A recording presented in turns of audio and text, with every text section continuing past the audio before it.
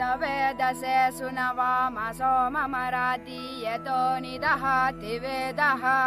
स नः पर्षदति दुर्गाणि विश्वा नावेव सिन्धुन्दुरितात्यग्निः तामग्निवर्णान् तपसा ज्वलन्ति वैरोचनीं कर्मफलेषु जुष्टाम् दुर्गान् देवीगुं चरणमहं प्रपद्ये सुतरसितरसे नमः अग्ने त्वं पारयानौ यो अस्मान् स्वस्तिभिरति दुर्गाणि विश्वा पूश्च पृथ्वी बहुला न उर्वी भवातोकायतनयाय शय्योः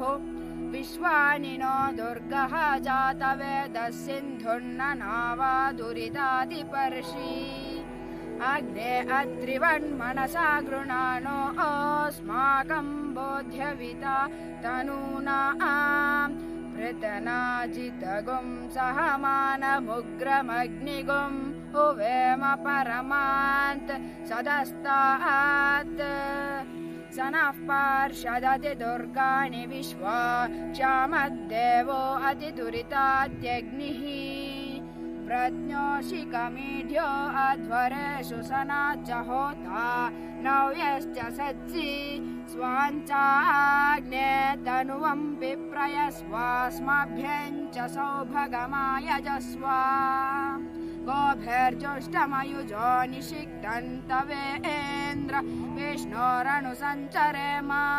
नाकस्य पृष्ठमभिसौवसानो वैष्णवी लोक इह मादयन्ताम् ॐ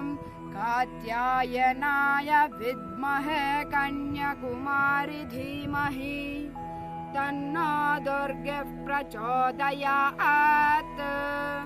ॐ शान्तिः शान्तिः शान्तिः।